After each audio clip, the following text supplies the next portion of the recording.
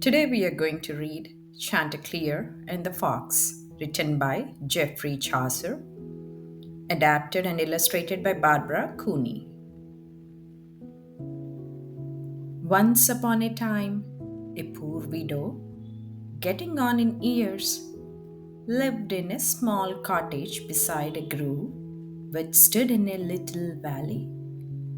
This widow, about whom I shall tell you my tale, had patiently led a very simple life since the day her husband died.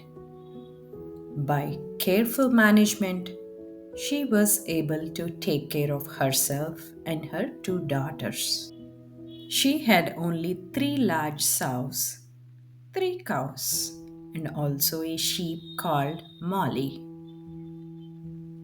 Her bedroom was very sooty, as was her kitchen, in which she ate many a scanty meal. She was never sick from overeating. Her table was usually set with only white and black, milk and dark bread, of which there was no shortage. And sometimes there was broiled bacon and an egg or two, for she was, as it were, a kind of dairy woman. She had a yard fenced all around with sticks, in which she had a rooster named Chanticleer. For crowing, there was not his equal in all the land. His voice was merrier than the merry organ that plays in church, and his crowing from his resting place was more trustworthy than a clock. His comb was redder than fine coral, and tilted like a castle wall. His bill was black and shone like jet, and his legs and toes were like azure. His nails were whiter than the lily, and his feathers were like burnished gold. Now, this fine rooster had 7 hens, all colored exceedingly like him. The hen with the prettiest throat was called Fair Demoiselle Partlet. She was polite, discreet, debonair, and companionable, and she had conducted herself so well since the time that she was 7 days old that truly she held the heart of Chanticleer all tightly locked. It was a great joy to hear them sing in sweet harmony when the bright sun began to rise.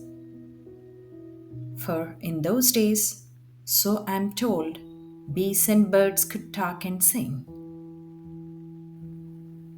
And so it happened one day at dawn, as Chanticleer sat on his perch, surrounded by the hens, that he began to groan in his throat, like a man troubled by his dreams. When Partlet heard him moaning this way, she was frightened and said, "Dear heart, what ails you that you groan in such a manner?" And he answered, saying, "Madam, I dreamed just now that I was in much danger.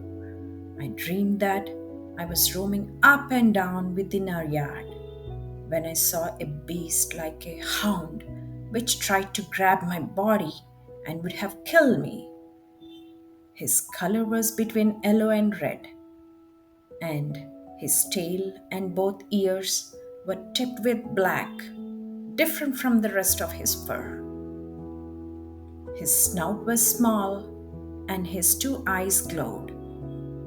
I almost died of fear at the sight of him. Doubtless that's what caused my groaning." "Go on," she said. "Shame on you. You know, I cannot love a coward by my faith. Haven't you a man's heart? And haven't you a beard? Be merry, husband. Do not fear dreams. Thank you, Madam Partlet, he said, for your learned advice. I do say that when I see the beauty of your face, all scarlet red about the eyes, my fears die away. And with these words, he flew down from the rafter along with all the hens, for it was day. With a clucking, he called them all to some grain, which he found lying about the yard. He was as regal as a prince in his palace, and was no longer afraid. He looked like a lion as he roamed up and down on his toes. He barely set foot to the earth. Chanticleer, walking in all his pride, with his 7 wives beside him, cast up his eyes at the bright sun. He crowed with a happy voice. Listen how the happy birds sing and how the fresh flowers grow. My heart is full of gaiety and joy. But suddenly, a sorrowful event overtook him. A fox tipped with black and full of sly wickedness had lived in the grove 3 years. That same night, he burst through the hedges into the yard where fair Chanticleer and his wives were in the habit of going. And this fox lay quietly in a bed of herbs until almost noon of the day. Partlet, with all her sisters nearby, lay merrily bathing in the sand, with her back to the sun, and the lordly Chanticleer sang more joyfully than the mermaid in the sea. Now it happened that, as he cast his eye upon a butterfly among the herbs, Chanticleer became aware of the fox lying low. He had no desire to crow then, but at once cried, Cock, cock, and started up like a man frightened in his heart. And he would have fled at once if the fox had not said, My dear sir, alas, where are you going? Are you afraid of me, your father's friend? The reason I came was only to listen to you sing. For truly you have as merry a voice as any angel in heaven. My lord, your father, God bless his soul, and also your courteous mother, did me the great honor of visiting my house. Except for you, I have never heard anyone who could sing as your father did in the morning. In order to make his voice stronger, he would close both his eyes, and he would stand on his tiptoes and stretch forth his long, slender neck. Now, sing, sir, for holy charity. Let's see whether you can sing as well as your father. Chanticleer began to beat his wings. He stood high on his toes and stretched his neck, closed his eyes, and crowed loudly. At once, the fox jumped up, grabbed Chanticleer by the throat, and carried him toward the woods. Alas, that Chanticleer flew down from the rafter. Alas, that his wife took no heed of dreams. And all this trouble came on a Friday. Such a cry was never made as was made by all the hens in the yard when they saw Chanticleer captured. The poor widow and her 2 daughters heard the woeful cries of the hens and at once ran out of the doors. They saw the fox going towards the grove, carrying away the rooster. Help! Help! Woe is me! Look, a fox! They screamed and ran after him. The cows, the sheep, and even the hogs, so frightened were they by the shouting, ran after him too. They ran so hard they thought their hearts would burst. The neighbors' ducks quacked as if they were to be killed, and their geese, from fear, flew over the trees.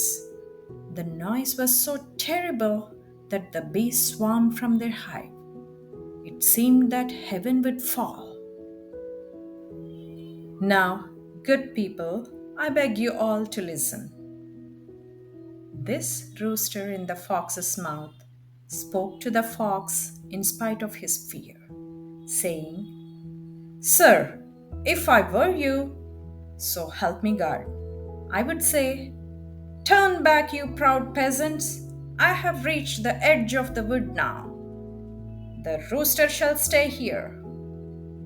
In spite of you, I will eat him, in faith, and not be long about it." "In faith," the fox answered, "it shall be done." As soon as he spoke the words, the rooster nimbly broke away from his mouth and flew at once high into a tree. When the fox saw that the rooster was gone, he said, "Alas, oh Chanticleer, alas, I have done you a bad turn. I frightened you when I grabbed you and took you out of the yard. But, sir, I did it without evil intention. Come down, and I shall tell you what I meant." "Nay, then," said Chanticleer, "never again shall you with your flattery get me to sing with my eyes closed. For he who closes his eyes when he should watch, God let him never prosper." "No," said the fox, "but God bring misfortune to him who is so careless about his self control as to prattle when he should hold his peace." "See," said the widow as the fox slunk into the grove, "that is the result of trusting in flattery." And she marched with her flock back to the yard in the little valley. The end. My dear kids, here is the task for you. Find out the theme of the story and find out the difficult words in the storybook. Note down the meanings and show it to your parents. Okay? Take care. Have a nice day.